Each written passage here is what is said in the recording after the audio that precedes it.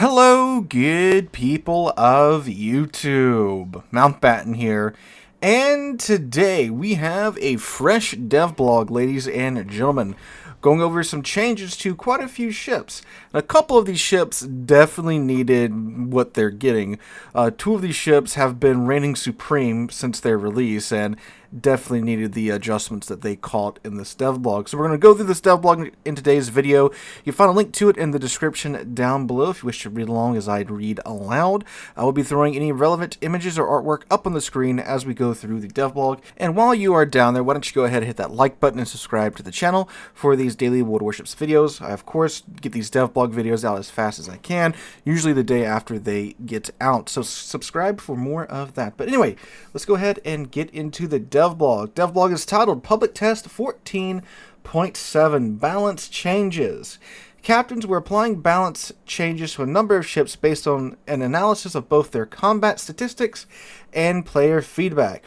These changes will take effect on July 24th. So this is for the PT client, meaning that these changes are going live today on the public test client for the next update, which is 14.7. So these changes will be coming when 14.7 goes live in August. So not taking effect right away, but coming in the next update. Alright, first up is the Aano, the Tier 5 Japanese cruiser. The main battery reload time is being decreased from 8.5 to 7.8 seconds. It's a pretty nice buff there. The detectability range by sea is being decreased from 11 to 10.5 kilometers as well. First pretty big one is a ship that's definitely been suffering here recently, and that is the I-56. The I-56, along with the other submarines that primarily use their unguided torpedoes, they got hit pretty hard with the Nerfed when that 3-kilometer arming range was implemented for all submarines for their torpedoes, so I-56 has not been having a great time. So, what have they changed on her? Well, her hydrophone consumable has been changed. The range has increased from 7 kilometers to 9 kilometers, and the cooldown time has been reduced from 80 to 30 seconds, and she gets another charge of it from 4 to 5. That's pretty nice for subs because, again, that 3-kilometer range around the ship now is pretty much a no-go zone for torpedoes, so, buffing out that hydrophone range a little bit more helps with, those further engagements. And also decreasing the cooldown time from 80 to 30 seconds is a pretty massive buff as well. And, don't get me wrong, I-56 is not exactly, a terror on the seas right now. I'd much rather play against... I'd rather have 6 I-56 games in a row than have 2 Archerfish games, right? So that's a ship that, yeah, that's not going to really make it a terror of the seas anytime soon. The first surprising one for this update, though, for this devblog, though, is the Harugumo is getting a buff, of all things. Which is like, what? I remember when that thing came out, she was, of course, just terrifying to play against. Now, of course, she's kind of, gone by, not really gone by the wayside, but we've had so many more crazy destroyers or small cruisers, right, come out since the Harugumo has been released, but her getting a buff is pretty interesting. So, her main battery shell ballistics have been changed. Their trajectories will now be flatter. What's being changed about the main battery shell ballistics? I don't know.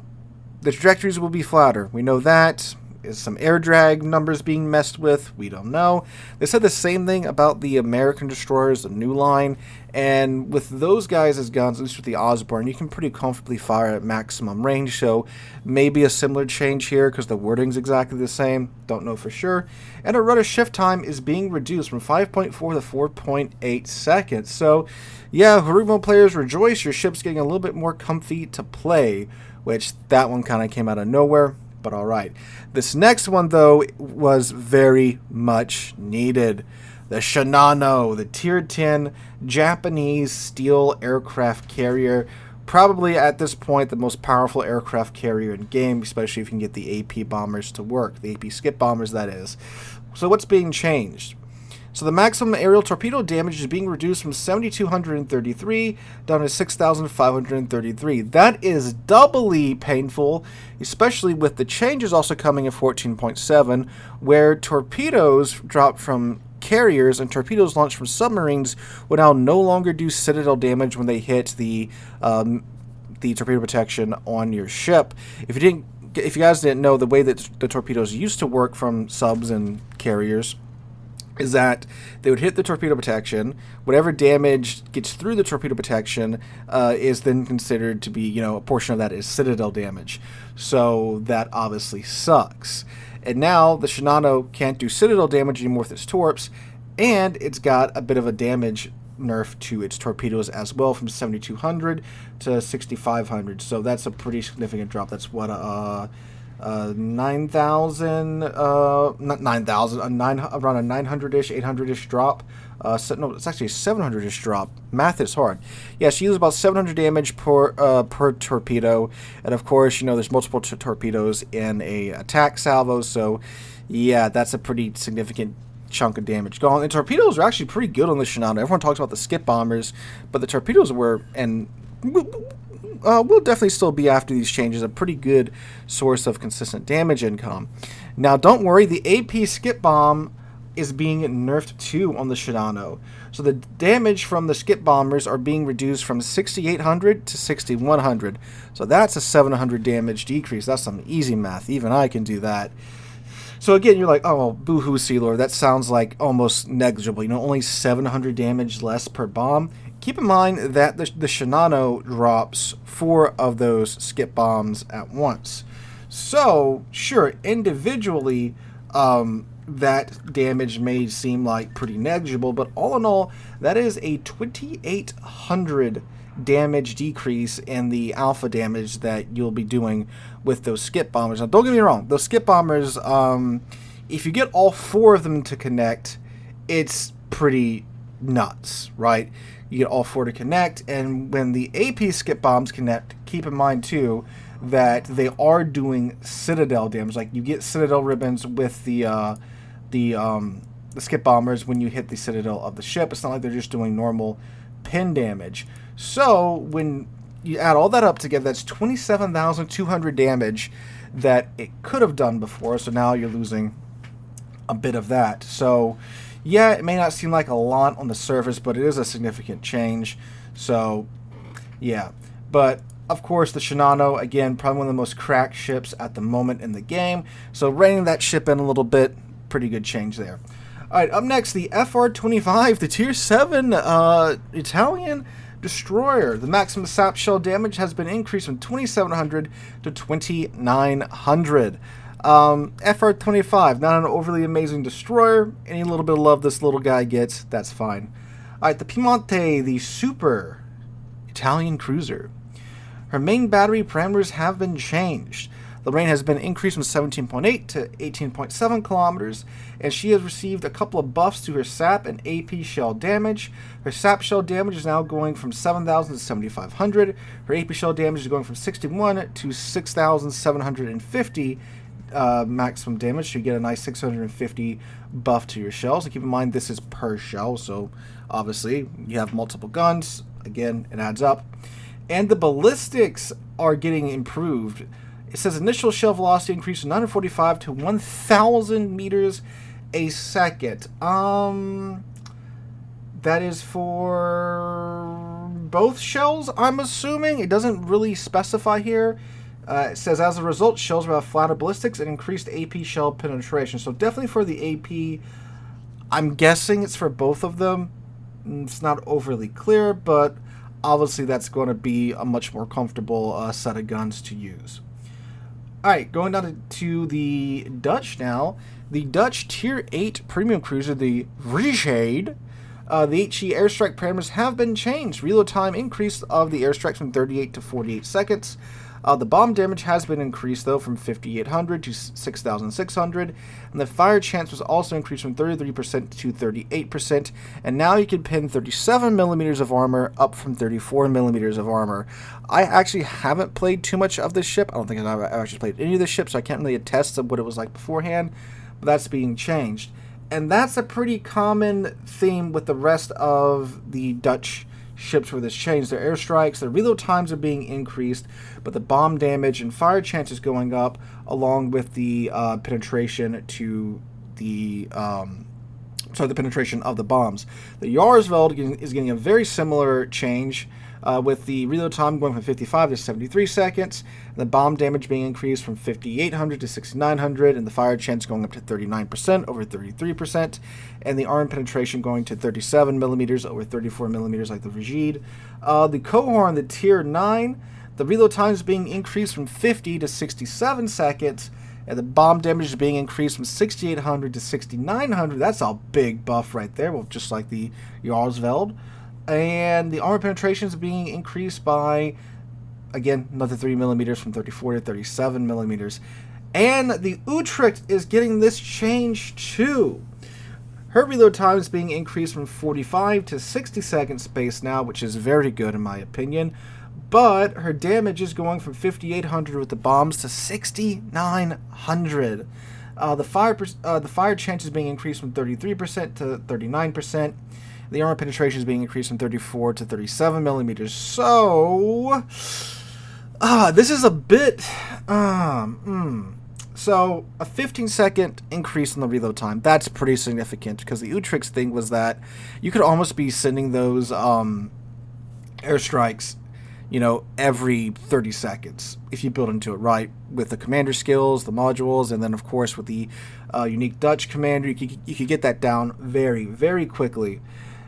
But now, you got a 15-second additional load time for those bombs. But you're getting more penetration, you're getting more fire chance, and you're getting more damage. That's, it may seem like, I can see how you can definitely say it's a nerf, and you can definitely say it's a buff. It's a nerf because 15 more seconds on the load time for the bombs, and it's a buff because of the 1,100 damage increase to the bombs, and then the 6% increase to the fire chance, and the 3 millimeter increase to the pen. It seems to be that they are trying to cut back on the frustration of course, having Dutch bombers fly over your head every 30 seconds and change, but still have the bombs be effective, which be really effective too, which is kind of wild because the Utrecht, like we've talked before about here on this channel, you can take the bombs away from the Utrecht and it's still like a really, really good light cruiser, right? So it's a change. It's a rebalancing change of the Utrecht. Not sure it's a straight up nerf. But we'll see. Of course, with the longer wait time and how matches go, that of course means, with the shorter matches, you aren't really carpet bombing as much. But when you are carpet bombing, it's doing more damage. So I'd be interested to see what that changes about the Utrecht. It should make it less annoying, because it's not necessarily the fact that they hit you with the airstrikes that makes it annoying. It's the fact that they're coming every 30 seconds, and you have to constantly be on the move and such. Although 15 more seconds to that isn't going to really make that much of a difference. So maybe not enough here. Maybe the damage increase and the penetration increase wasn't really called for. If you just nerfed it by 15 seconds, I think that would have been a better thing to do than also increase the damage and the pen and the fire chance. But again, we shall see. Alright, the French are up next with some of their destroyers a lot of their destroyers getting some changes. The Halford, the Tier 7 tech line destroyer, the torpedo parameters have changed. The reloadable torpedo maximum damage reduced from 19,200 to 17,467. And the torpedo damage scaling by distance has been changed. The torpedo damage at their maximum range has been increased from 40% to 55%. This will lead to higher damage when hitting targets at longer ranges. So there you go. The L'Aventurier, the torpedo parameters have been changed. The stock torpedo maximum damage has been reduced from 19,200 to 17,467, while the researchable torpedo maximum damage has been reduced from 21,367 to 19,533, and it got the same scaling changes as the Halford. The Orage, the Tier 9 Japanese French destroyer. The main battery reload time has been decreased from 4.3 to 4 seconds flat. The torpedo parameters have changed. The stock torpedo maximum damage has been reduced from 21,367 to 19,533. The researchable torpedo maximum damage has been reduced from 23,400 to 21,467. And she too got the same torpedo scale damage change as the previous ship. And the Cassar, you're not going to believe this, the maximum torpedo damage has been reduced from 24,367 to 22,233, and she too got the scaling changed as well. I haven't picked up this line yet. I really need to. I really need to get my hands on the Cassard line and check them out. So again, unfortunately, I can't say too much about these ships because I have not played them. I can say a lot about the next ship, though, which is the Picardy. The Leon at Tier 8 with smaller guns for some reason. The Sigma value has been changed from 1.5 to 1.7, which that's a pretty big buff. Sigma is a number that determines how many of your shells are going to land. Well, not really how many. It determines how tight the grouping is going to be, how close those shells are going to land to the middle point of your aim. And a 0.2 change, it may not seem like a lot, but on a battleship, that is a lot. And the main battery shell ballistics have been changed. The trajectories will now be significantly flatter. That's a common phrase here, so they'll be less floaty. They are, they don't have like the American Destroyer arcs, but they did feel definitely floaty when I was playing her. So that's a pretty nice change. We'll check her out when these changes go live. And finally, a surprise buff to the Alsace, the Tier 9 Techline French battleship. The main battery reload time has been reduced from 32 to 30 seconds. That too is a pretty significant change on a battleship, especially when you keep in mind that the Alsace has 12 15-inch guns. I really like the Alsace, and this is a nice change to her, so I can't wait to try her again when these changes go live. Alright, the Hawkins, the Tier 5 Techline British Destroyer Cruiser. The main battery reload time has been decreased from 10.5 to 9.9 seconds. And the Undine, the Tier 6 British Submarine. The torpedo parameters have been changed. The stock torpedo maximum damage has been increased from 5,933 to 6,533. The researchable torpedo maximum damage has been increased from 6,533 to 7,233. Sturdy, similar changes there. The stock torpedo damage has been increased from 7,100 to 7,233. The researchable torpedo damage has been increased from 7,100 to 7,833. Pretty significant changes there. Thrasher, again, similar changes. The stock torpedo maximum damage has been increased from 6,800 to 7,833, and the stock torpedo the researchable torpedo maximum damage has been increased from 8,167 to 8,967. All right, the Halford, the premium American Tier 9 destroyer. This is the hybrid destroyer that I really don't like at all. The main battery parameters have been changed. The range has been increased from 10.2 kilometers to 12.1 kilometers stock. The reload time has been decreased from 3.3 to 2.8 seconds. And say it with me, boys and girls, the shell ballistics have changed. Their trajectories will now be flatter.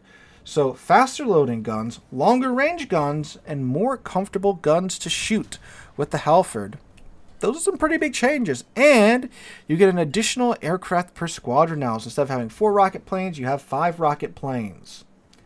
Okay, so like I'm good with the guns on the Halford becoming more comfortable, obviously, but like the whole thing about the Halford is that it's a hybrid destroyer.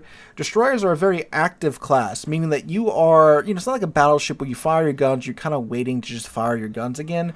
Destroyers, you're having to spot, you're having to, mind how far away you are from other ships. Does this guy have radar? Does this guy have Hydra? Am I in danger of being spotted? You're doing a lot of stuff. So you don't even have time to just stop your ship and launch planes, right? So, good changes, though, for the Halford. It's among the worst destroyers in the game in its current state, so there is that. Alright, the Humphreys, the American Super Destroyer. The main battery reload time has been decreased from 3 to 2.7 seconds. Alright, the L-20, the Soviet Tier 8 submarine. The maximum speed increased from 28 to 29 knots. That is very slow by sub-standards. Alright, and the Grozovoy. We get a Grozovoy buff, ladies and gentlemen. The main battery reload time has been decreased from 4.2 to 3.7 seconds. Rejoice, Grozovoy fans. Alright, the Chungking, the Tier 5 Pan-Asian cruiser. The main battery reload time has been decreased from 7 to 6.5 seconds. The torpedo launcher reload time has also been decreased from 115 to 98 seconds. Pretty nice changes there for that cruiser. Alright, the Wujing, the Tier 9 Pan-Asian battleship. The main battery reload time has been reduced from 32 to 30 seconds. Again, another big battleship reload buff there. And the Uganda. This is the Tier 7 Commonwealth cruise. I was going to say Pan-European, but like, wait a second, that's not right. Yeah, the Uganda. All right, so the main battery parameters have been changed. The reload time has been decreased from 6 to 5.6 seconds. The stock main battery range has been increased from 14.1 to 14.4 kilometers. And the researchable main battery range has been increased from 15.5 to 15.8 kilometers as well. Very nice changes there on the Uganda. Those are some pretty significant changes indeed. All right, the Schultz, the Tier 9 Techline German destroyer. Maximum speed increased from 36.5 to 37.5 knots. And the turning circle has been increased from 800 to 810 meters. So it goes faster, but has a bigger turning circle radius, of course, in exchange. The faster you go in the water, the bigger of a turning circle you have. That's how physics do work. And that is it, ladies and gentlemen, 20 minutes later. So a lot of changes. Again, good changes on the Shinano. Definitely needed those nerfs. Utrecht, again, I'm a little like...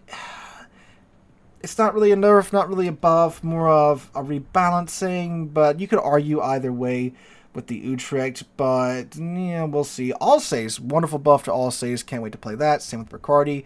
Can't wait to see how she plays after those buffs. And Halford definitely needed that little bit of love that she got here indeed. So those are my highlights for this devblog. Let me know what you guys think about that. Oh, and the Harugumo, of course, getting a buff out of freaking nowhere. But, alright, cool. I was going to say it makes the line better when I have to regrind it for like the umpteenth time for the Research Bureau, but of course you don't actually have to grind it because that is the Tier 10. So guys, let me know what you guys think about these changes. Again, link to is in the description down below if it went a little bit too fast for you.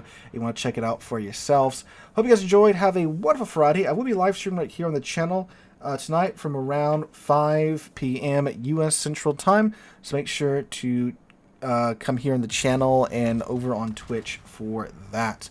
Hope you guys enjoyed. Have a wonderful rest of your Friday and weekend. I hope to catch you guys in the next one.